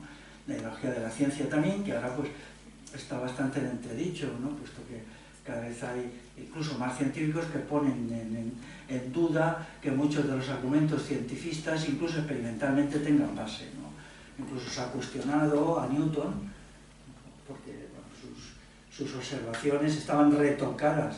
Él lo que vio lo tuvo que retocar para hacer sus leyes. Darwin es creciente en número de incluso científicos. Es creciente los que dicen que Darwin está equivocado y los que dicen que lo de Darwin no está claro. O sea, hay dos corrientes. Dicen, tengo mis dudas, y otros dicen, Darwin vamos a dejarlo al lado porque esto no es creciente, ¿no? Luego claro, hay una escuela muy potente en todos los países, la escuela darwinista, pero están pagadas por las instituciones. Ya así en todo, ¿no? Es como, por ejemplo, el libro de Max Weber, que él sitúa la ética del progreso con el protestantismo, ¿no? En realidad, no sé muy bien, porque el protestantismo es más adepto a la modernidad que el capitalismo, que el catolicismo, ¿no? Pues no se sabe bien, ¿no? Eran justificaciones ideológicas, él lo argumenta, hoy día eso ya no es seguido, ¿no? Se fueron construyendo algunas estructuras ideológicas que hoy están bastante desarboladas, ¿no? Como la idea de la libertad, pero la libertad ¿para quién? Por ejemplo, nadie preguntó, si les dices, nadie les preguntó a la gente que querían. Yo recuerdo con una profesora, cuando yo le dije, pero vamos a ver, ¿qué libertad tenía la gente en el siglo XIX cuando ni siquiera podía votar? Si eran ilotas, estaban todos fuera de la vida política. La Constitución de 1812 no les otorgó la participación, y las posteriores tampoco, ni la de 1837, ni la de 1868, ninguna. Entonces, si la libertad, ¿qué libertad política existía cuando no había ningún modo de participar? Solo los pudientes y la gente cultivada, los militares, los curas, podían participar en las votaciones. Y ella me contestó, sí, bueno, pero es necesaria una época de tiranía para luego establecer la libertad. O sea, es que claro, eso no es una respuesta, porque para establecer el qué, la libertad que vosotros decís que es libertad, es que eso no es así. O sea, lo cierto y verdadero es que durante el siglo XIX los liberales hicieron lo que les dio la gana y ni siquiera se molestaron en convocar elecciones. Aquí, elecciones verdaderas, con la participación del voto femenino, no las hay hasta 1933. 1933, quiere decir, hasta entonces todo lo que se había hecho se había basado en el voto del 5% o en el voto de los varones o tal. Entonces, ¿qué libertad se puede decir que el liberalismo implantó? Y en todo lo demás igual. La gente decidió destruir el comunal. ¿Dónde lo decidió? Al contrario.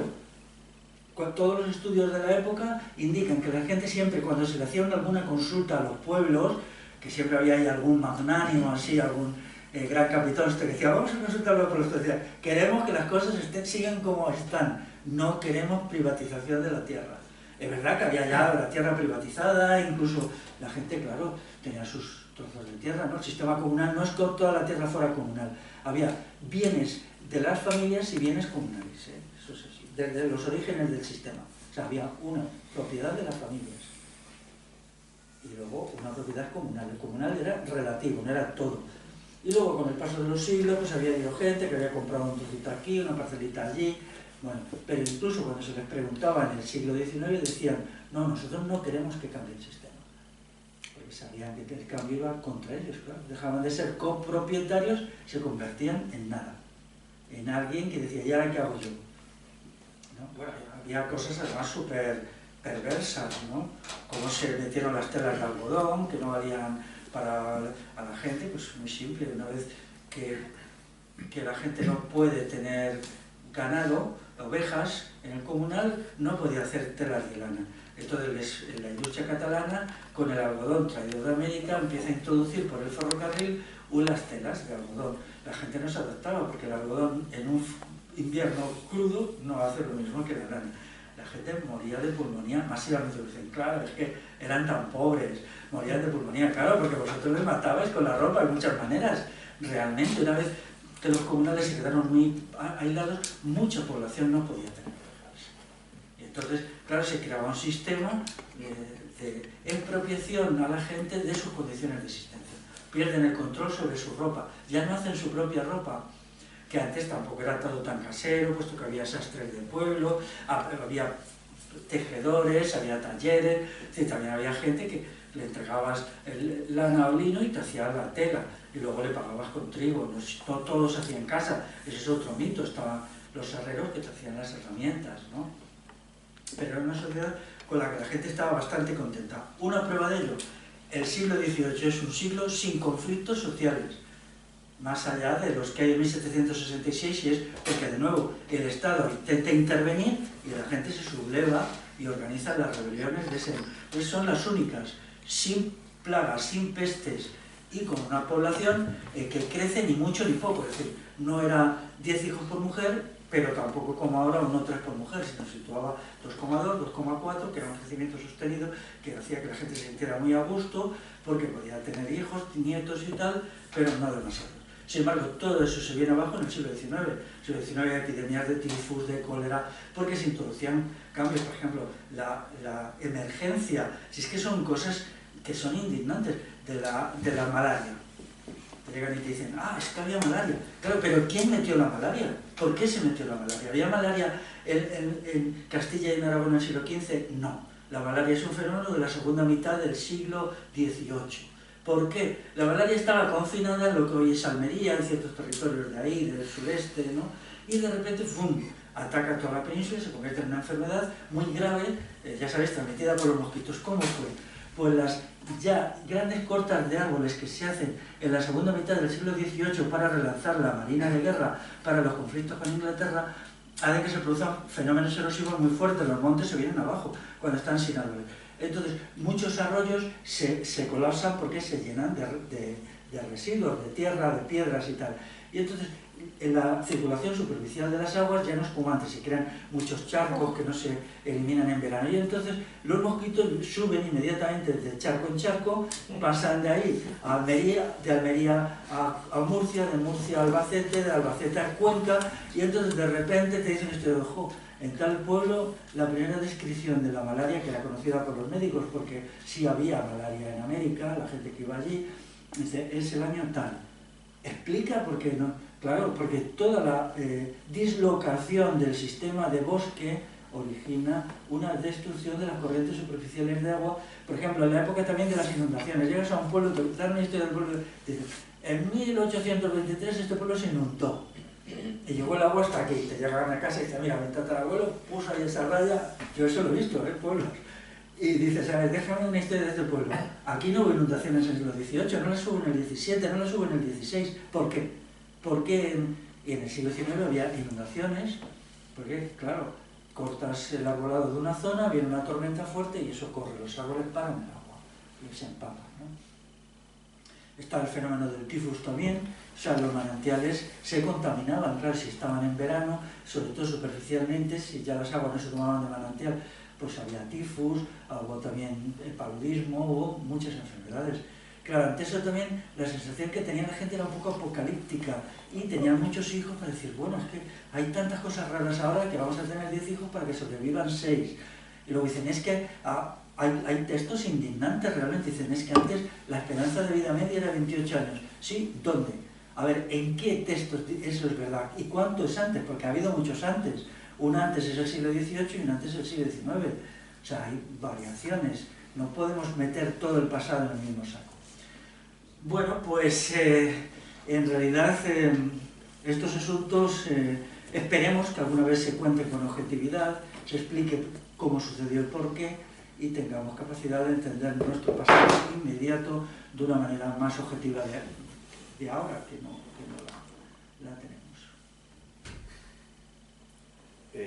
Yo tenía una pequeña duda un poco relacionada con lo que ha preguntado él, que es que bueno, lo que más me ha llamado la atención de lo que has comentado es la vinculación que estableces un poco entre las revoluciones liberales y el clero, porque no sé, toda la idea que tenía yo por lo menos es más bien al contrario, es como que la Iglesia había sido una fuerza un poco opuesta a estas cosas, como que más bien había sido tal vez la masonería y otros movimientos más bien anticlericales los que habían movido las revoluciones liberales. ¿Por qué consideras eso?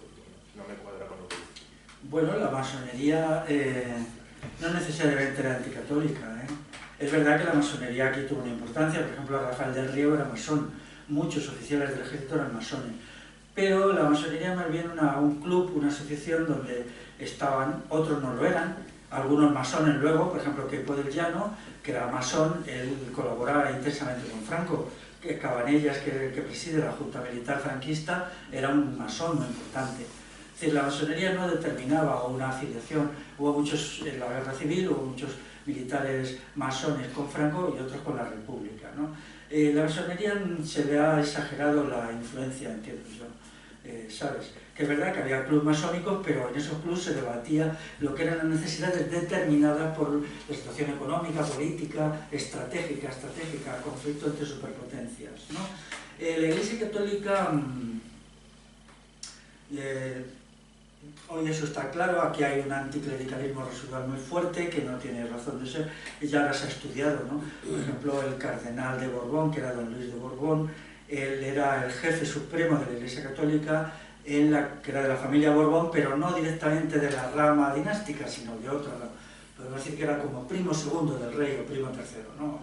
Entonces él era el que estaba de cardenal primado, de ser jefe de la Iglesia, en el periodo de la Revolución Liberal. Él apoya totalmente a la Revolución Liberal, totalmente. Él ordena al clero que lea en las iglesias la Constitución de 1812 positivamente. Y hay muy pocos sacerdotes que se oponen a eso. O sea, hay una minoría activa liberal que lo hace por convicción, la gran mayoría lo hace porque se lo mandan, no tenía una posición política definida, y lo que se hacía era leer en la misa de los domingos la Constitución por artículos, cada domingo uno. Y luego, pues, por ejemplo, los reyes carlistas y el ejército del Estado carlista nunca reconocido por el Papa nunca, ni admite representantes del carlismo en Roma. Es decir, siempre el carlismo el Vaticano va a estar con el liberalismo.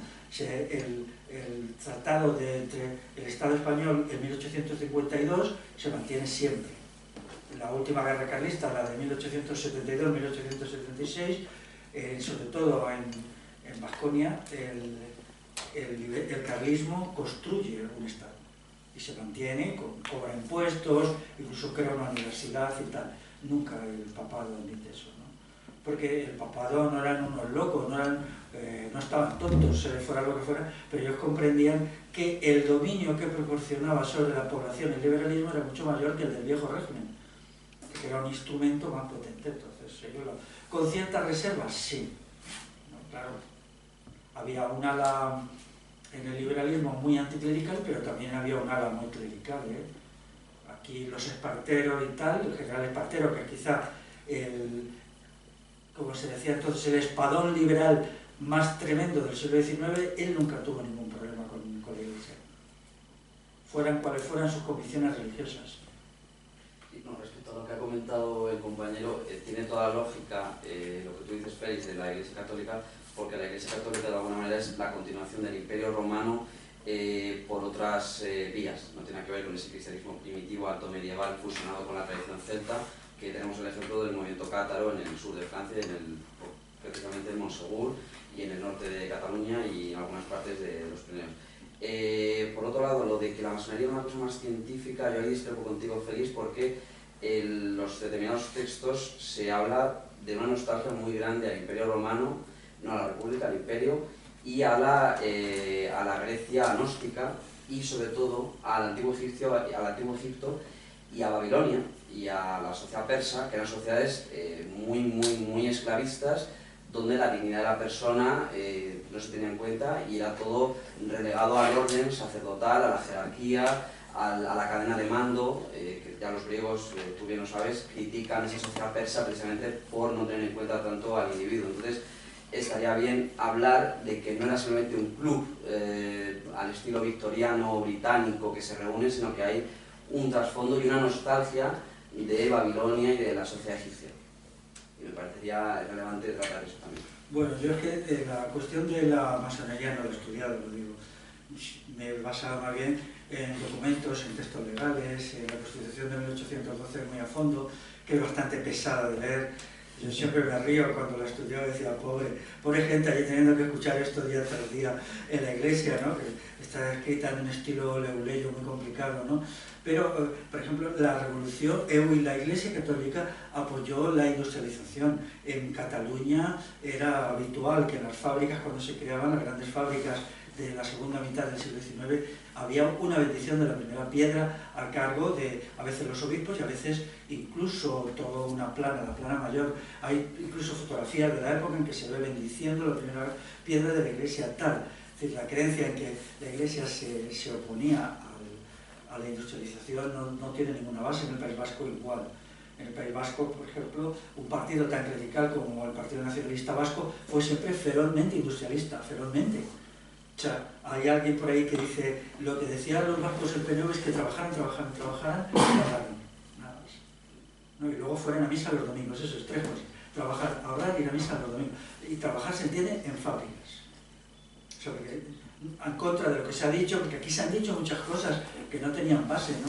El Partido Nacionalista Vasco era un partido de la ciudad, de la fábrica. Que luego tuviera algún texto lírico sobre el campo y tal, bueno, claro, no les podían escupir a la gente del campo cuando iban allí a verles, tenían que hacer un poquito de demagogia, pero básicamente era un partido de la industria, ¿no? Todo su proyecto estaba ahí, ¿no? Y eso hay que entenderlo, claro. Bueno, pues después de todo lo que hemos tratado, quizá lo podemos dejar ya, ¿no? Si queréis hacer alguna pregunta más, y si no, pues podemos charlar un poquito. ¿Puedo hacer una última? Es que me estaba cayendo, no sabía si decirte algo. Pero voy a empezar con parece que. Claro. Parece que hay algunas familias, empezando un poco con lo que decías tú, masonería, no masonería, pero hay unas familias en este planeta que de algún modo dirigen los destinos, ¿no?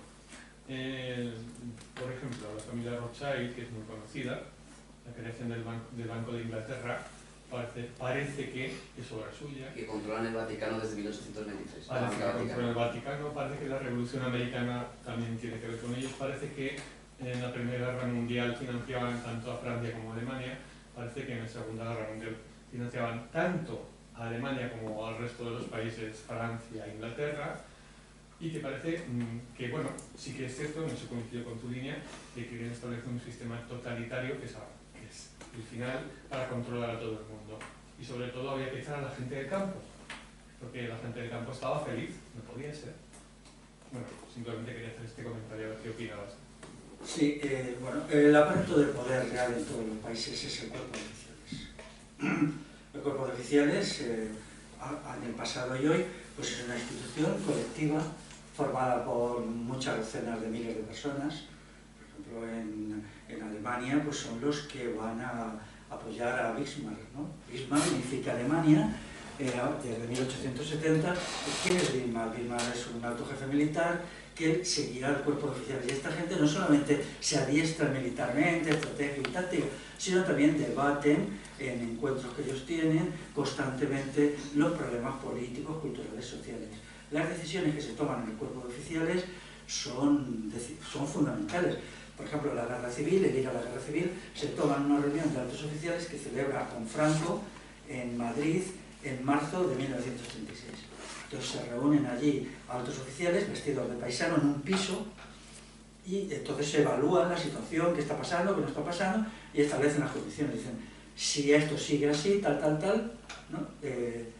Iremos a un levantamiento y a la guerra civil, pero si se evita tal, no lo haremos. La condición que ellos ponen es que la Guardia Civil siga siendo un cuerpo activo y operativo. Dicen, si la Guardia Civil es rebasada, es arrollada o pierde su capacidad de acción, entonces tenemos que actuar. Pero mientras la Guardia Civil esté activa y sea capaz de imponer la ley y el orden por sus procedimientos expeditivos, nosotros quietos. Porque claro, a nadie le interesa una guerra civil en donde hay un consumo improductivo de bienes. España se atrasa mucho como potencia respecto a otras por el gasto de la guerra civil, ¿no? La guerra civil es un recurso en última instancia, incluso por la económica. Entonces eso sucede siempre. Allí hay una evaluación fría, no se hace ningún documento, y lo que sabemos de ese encuentro es porque alguna gente que estuvo allí habló de él muchos años después, como 40 años después casi. Sí, allí se reunieron tales. Entonces, eso sucede en los cuarteles, siempre hay lo que se llama el puesto de banderas, que es un lugar donde se reúnen los oficiales e intercambian opiniones. Es un pequeño bar donde ellos dicen, bueno, pues está pasando esto, está pasando lo otro, ¿no? Si ven que hay una situación extrema, pues entonces toman decisiones. El cuerpo de oficiales tiene una importancia enorme. Y luego los ingresos verdaderamente importantes, yo creo que no los tiene ninguna familia, por muy grande que sea, sino que los tiene a través del fisco. La capacidad que tiene cualquier estado de extraer dinero a través de tributos es enorme, ¿no? En cada comarca se establece una agencia tributaria de la que dependen, ¿no? Si la gente no paga esos impuestos, se le embarga. Eso se hacía mucho en el siglo XIX, ¿no? Pues primero se le embargaba la vaca, la yunta, incluso la tierra. Entonces eso provocaba pavor, porque te sentías perdido, ¿no? Entonces los ingresos fiscales hoy son el 50% del total, ¿no? Ya sabéis eso, dice, cuando vayáis a trabajar recordad que la mitad de los días trabajáis para el Estado. Eso es verdad, completamente. Incluso en Suecia se les fue la mano y llegaron hasta casi el 70% de la riqueza del país que se la apropiaba el Estado. Y luego dijeron, bueno, esto ya se nos está yendo la situación de las manos, pero estoy hablando de hace 15 años, y retrocedieron y han vuelto otra vez. Que en realidad eso no es así, porque lo que ellos han hecho simplemente es, en la contabilidad, no contar ciertas empresas que realmente están dependiendo del Estado como si fueran empresas no estatales, cuando sí lo son. Es decir, de la misma manera que, por ejemplo, todo el asunto de los ordenadores y todo esto en Estados Unidos, pues que aparentemente es una industria civil con toda esta gente de los ordenadores y tal, es una industria pagada por el ejército. ¿El ejército quién está detrás? Todo eso es un promovido, el Silicon Valley y tal. En un momento dado, quizá el 80%, el 90% del Silicon Valley trabajaba para el ejército. Pero no directamente, sino a través de industrias interpuestas. Eso que se inventó Eisenhower, que ahí tuvo un rasgo de honradez, no sé por qué, debió de levantarse ese día en un estado de ánimo un poco confuso, cuando él denuestra el complejo militar industrial. Es completamente verdad, militar industrial, ¿no? Lo digo que algo le debió pasar en la cabeza, porque él era parte fundamental del complejo militar industrial. Él era el jefe supremo de las tropas en Europa de Estados Unidos en la Segunda Guerra Mundial. Luego fue 2 veces presidente, que ya es tremendo, ¿no? Que un militar sea presidente del gobierno. Eso, si lo hubiera visto Jefferson, habría dado un pasmo, porque es lo que ellos querían que no pasara. Vamos, hay una frase de Jefferson buenísima, que dice, en un país donde hay un ejército militar permanente no hay libertad. Así, verdad. Esa es una verdad así de clara. Y él lo ha bañado, pero también no hay libertad si hay una policía permanente. Aquí, por ejemplo, el gran aparato que hace la revolución liberal es la Guardia Civil. La Guardia Civil es la institución del liberalismo por excelencia. Se crea en 1844, tiene una fuerza enorme.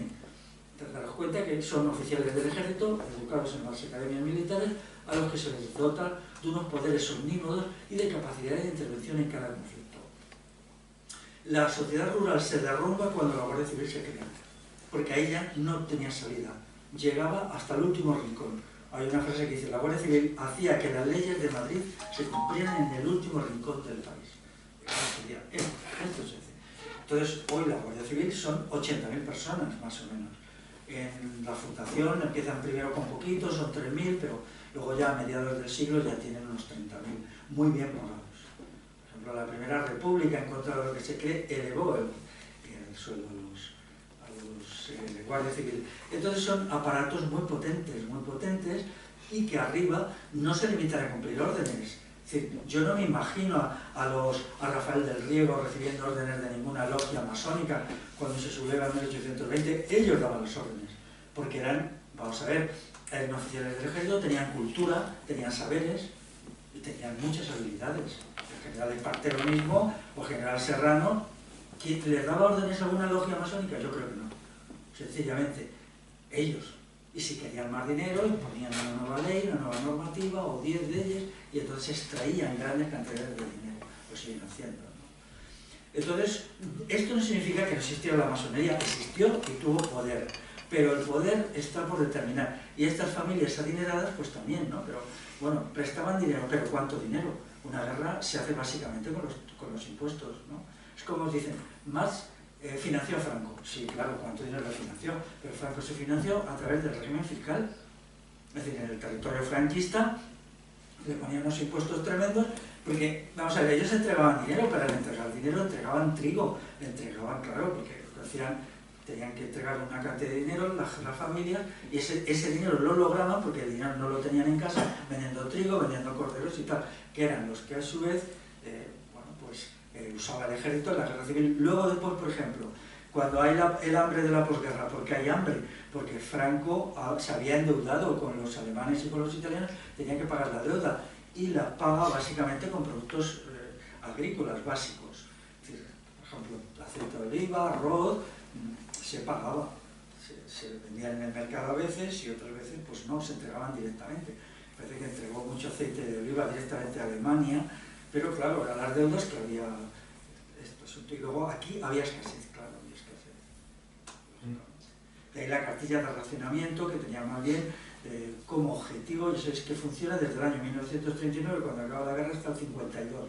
Pero el gran momento es pagar esas deudas.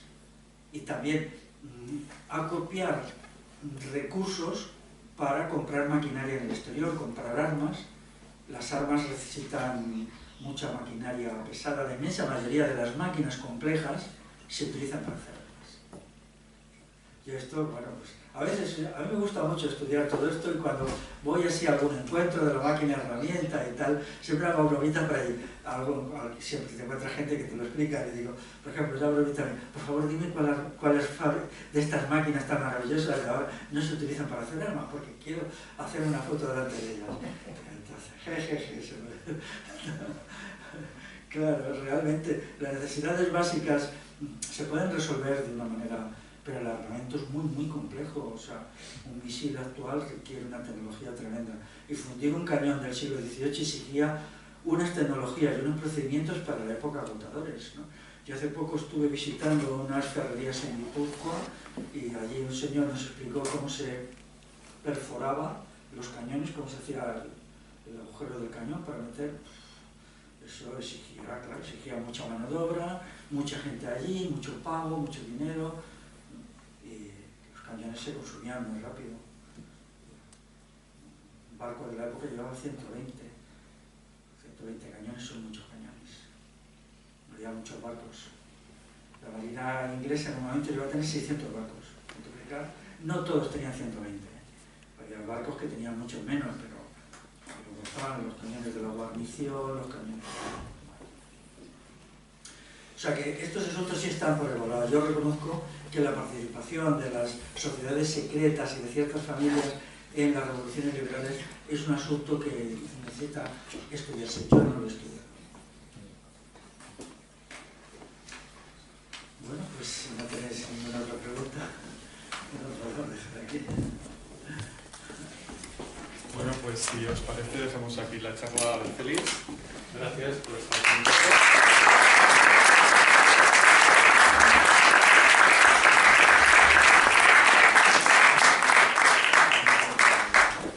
Mañana el taller es a las 11 y 11. He cogido el número 11, también masónico, Félix. Y nada, estáis invitados al taller de mañana. Y aquí tenéis los libros de Félix para que